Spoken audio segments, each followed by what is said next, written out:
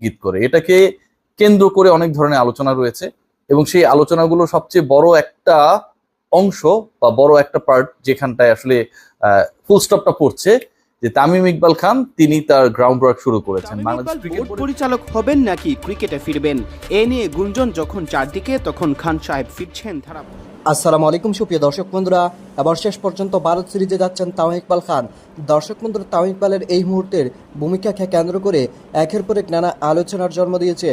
তামিম ইকবাল শেষ পর্যন্ত কি ভূমিকায় থাকছেন দর্শক বন্ধুরা, এ নিয়ে যেন জল্পনা কল্পনা শেষ হচ্ছে না। এবার শেষ পর্যন্ত ভারত সিরিজে ধারাভাষ্যকার হবেন তামিম ইকবাল। তবে ভারত সিরিজের পর তিনি ক্রিকেটে ফিরবেন নাকি বোর্ড কর্তা হয়ে ফিরবেন, সে নিয়ে যেন এখনও শেষ হচ্ছে না দুয়াশা। দর্শক বন্ধুরা, এবার আপনাদের মাঝে বেশ কিছু গুরুত্বপূর্ণ তথ্য তুলে ধরেছি এবং সেই সাথে রিয়াসত আজিম ভাই তামিম ইকবালকে নিয়ে বেশ কিছু গুরুত্বপূর্ণ কিছু বিশ্লেষণ করেছেন। তো দর্শক বন্ধুরা, চলুন আমরা দেখে নেই শেষ পর্যন্ত কোন ভূমিকায় তামিম ইকবাল ফিরতে যাচ্ছেন। তামিম ইকবাল বোর্ড পরিচালক হবেন নাকি ক্রিকেটে ফিরবেন, এ নিয়ে গুঞ্জন যখন চারদিকে, তখন খান সাহেব ফিরছেন ধারাভাষ্যকার হয়ে। ভারত বাংলাদেশ হাই ভোল্টেজ সিরিজে তামিমকে দেখা যাবে ধারাভাষ্যকারের ভূমিকায়। তামিম ছাড়াও এক ছাক তারকা থাকছেন এই সিরিজে ধারাভাষ্যকারের ভূমিকায়। ধারাভাষ্য কক্ষে তামিমের অভিষেক অবশ্য আগেই হয়ে গেছে, তবে নিয়মিত দেখা যায়নি। আপাতত ক্রিকেট মাঠের বাইরে থাকা সাবেক এই অধিনায়ক এবার পেলেন বড় এক সিরিজে ধারাভাষ্যের দায়িত্ব। প্রথমবারের মতো দেশের বাইরের কোনো সিরিজে ধারাভাষ্য দেবেন তামিম। ভারতে টাইগাররা 2টি টেস্ট ও 3টি টি20 খেলবে। 5টি ম্যাচেই শোনা যাবে তামিমের কণ্ঠস্বর। এছাড়া বাংলাদেশ থেকে আছেন খ্যাতনামা ধারাভাষ্যকার আতহার আলী খান। ভারত থেকে থাকবেন 3 জন, তারা হলেন হর্ষা ভোগলে, মুরালী কার্তিক ও দীপ দাশগুপ্ত। তামিমকে প্রথমবার ধারাভাষ্যে দেখা যায় 2022 সালে বাংলাদেশ প্রিমিয়ার লিগে। এরপর নিউজিল্যান্ডের বিপক্ষে হোম টেস্ট সিরিজেও দেখা গেছে একই ভূমিকায়। 2023 সালের ডিসেম্বরে বাংলাদেশ নিউজিল্যান্ড মিরপুর টেস্টে ধারাভাষ্য দেন তিনি।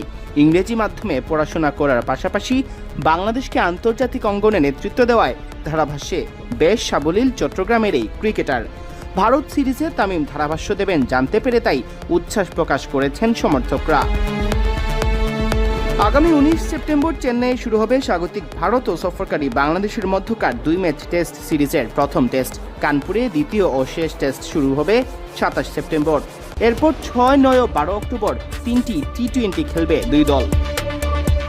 ভারত ও বাংলাদেশ কেউই এখনও টি20 সিরিজের স্কোয়াড ঘোষণা করেনি। ভারত যে টেস্ট স্কোয়াড দিয়েছে তা শুধু প্রথম ম্যাচের জন্য। বাংলাদেশ অবশ্য গোটা সিরিজের জন্যই টেস্ট স্কোয়াড ঘোষণা করেছে। এক নজরে দেখে নেওয়া যাক 2 দলের টেস্ট স্কোয়াড। নাজমুল হোসেন শান্তর নেতৃত্বাধীন বাংলাদেশ দলে রয়েছেন সাদমান ইসলাম অনিক, জাকির হাসান, মুমিনুল হক সৌরভ, মুশফিকুর রহিম, সাকিব আল হাসান, লিটন দাস, মেহেদি হাসান মিরাজ, জাকির আলী অনিক, তাসকিন আহমেদ, হাসান মাহমুদ, নাহিদ রানা, তাইজুল ইসলাম, মাহমুদুল হাসান জয়, নাইম হাসান ও খালেদ আহমেদ। এছাড়া রোহিত শর্মার নেতৃত্বাধীন ভারতীয় দলে আছেন যশস্বী জয়সওয়াল, শুভমান গিল, বিরাট কোহলি, লোকেশ রাহুল, সরফরাজ খান, ঋষভ পান্ট, ধ্রুব জুড়েল, রবিচন্দ্রন অশ্বিন, রবীন্দ্র জাদেজা, অক্ষর প্যাটেল, কুলদীপ যাদব, মোহাম্মদ সিরাজ, আকাশদীপ, জাসপ্রীত বুমরাহ ও যশ দয়াল। আলী খান এবং তামিম ইকবাল খান 2 খান বাংলাদেশের রানিং ক্রিকেট দলের সদস্যদের বাইরে যদি ক্রিকেট না খেলা, যেহেতু এই মুহূর্তে খেলার মধ্যে নেই, কাউকে আমরা বিবেচনা করি, তামিম ইকবাল সেখানটায় ছিলেন এবং আতহার আলী খান বাংলাদেশ ভয়েস অফ বাংলাদেশ তিনি সেখানটায় ছিলেন।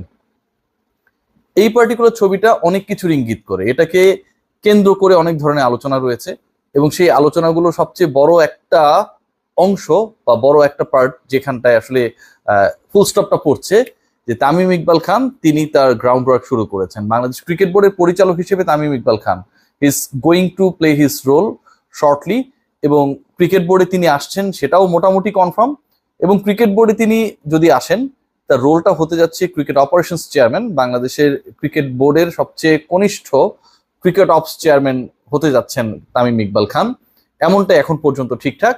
এবং বাংলাদেশ দল যেহেতু মানে খুব ইম্পর্টেন্ট একটা সিরিজ খেলতে যাচ্ছে আর মাত্র একদিন পরেই তারা ভারতে চলে যাবে, তার আগে বাংলাদেশ দল সিগনিফিকেন্ট উইন পেয়েছে এগেন্স্ট পাকিস্তান, তাদেরকে হোয়াইট ওয়াশ করেছে পাকিস্তানে গিয়ে। সো ক্রিকেট অপারেশনসের রোল, ক্রিকেট অপারেশনসের ডিলিংসটা হয় আসলে বেসিক্যালি ন্যাশনাল ক্রিকেটারদের নিয়ে এবং তাদের সাথেই তামিম ইকবাল খানের গতকাল ডিনার করা। অন্যভাবে যদি আমরা দেখি, সাদা চোখে যদি আমরা দেখি, ব্যাপারটাকে আমরা এভাবেও দেখতে পারি যে তামিম ইকবাল খান, যেহেতু আলোচনা রয়েছে যে তিনি ওই পার্টিকুলার সিরিজে হয়তো ধারাভাষ্য দেবেন, এরকম একটা খবর আমরা বিভিন্ন মাধ্যমে শুনেছি, তামিমের কাছ থেকে আমি শুনি, বিভিন্ন জায়গায় দেখেছি। সো আতার আলী খানও ডেফিনেটলি সেই প্যানেলিস্ট, এবং সেই কারণেই হয়তো তারা সবাই একত্রিত হয়েছেন। বাট ব্যাপারটা আমার কাছে সেরকমটা মনে হয় না, হচ্ছে না। এবং মুশফিকের কন্যার জন্মদিনের কারণে সবাই একত্রিত হয়েছেন, সেই সংযোগটাও আমি আসলে মেলাতে পারছি না। মানে মুশফিকের কন্যার জন্মদিনের কারণে তামিম ইকবাল খান ইনভাইটেড, আতার আলী খান ইনভাইটেড, তারা সবাই মিলে সেলিব্রেট করছেন, কিন্তু সেখানটায় আবার মাহমুদুল্লাহ রিয়াদ নেই। এটাও আসলে খুবই অদ্ভুত। সো আমি ওই রিলেশনটা করতে চাইছি না এই মুহূর্তে, যে কারণে, যেই রোলের কারণে, যে পরিবর্তিত ভূমিকার কারণে তামিম ইকবাল খানকে আমরা দুদিন আগে দেখেছিলাম যে বাংলাদেশ দল যখন প্রধান উপদেষ্টার সাথে পাকিস্তান জয় করে আসার পর সৌজন্য সাক্ষাতে গিয়েছিল, তার আগে ফারুক আহমেদের রুমে, প্রেসিডেন্টের রুমে তামিম ইকবাল খান এবং ক্রিকেটাররা ছিলেন। ঠিক একই কারণে, যেহেতু Tamim Iqbal Khan is going to take over a very high responsibility, যেখানটায় আবার ক্রিকেটারদের একটা বড় ভূমিকা রয়েছে। কিছুদিন আগেও তামিম ইকবাল খান তাদেরই ড্রেসিং রুমের সদস্য ছিলেন। সো ওই ডিলিংটা, নিজেদের মধ্যে সম্পর্কের জায়গাটা যতটা উষ্ণ করা যায়, একই সাথে আমার কাছে মনে হয় যে এখানটা একটা পার্টিকুলার ইস্যু নিয়ে খুব কাজ করার চেষ্টা করছেন খান সাহেব, এবং ক্রিকেট বোর্ডের লক্ষ্যটাও তাই, যে ক্রিকেটাররা কোনো কিছু নিয়ে আসলে ডিস্টার্ব কিনা। নানা সময় আমরা দেখেছি যে বাংলাদেশ দলের পারফরমেন্স ভালো হয়, খারাপ হয়, বাট ইন্টারনাল পরিবেশটা অলওয়েজ খারাপ থেকে যায়।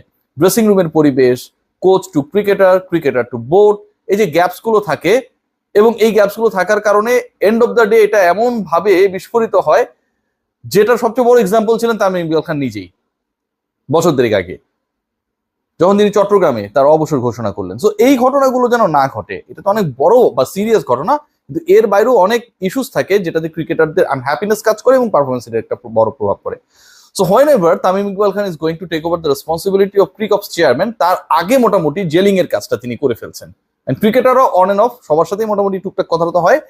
তারাও জানেন যে ক্রিকেট অপারেশনসের দায়িত্বে তাদেরই ভাই, তাদেরই কাছের মানুষ, তাদেরই ড্রেসিং রুমের চেনা মুখগুলোর একজন, বড় সময় ধরে যিনি সার্ভিস দিয়েছেন, তামিম ইকবাল দায়িত্বে আসছেন।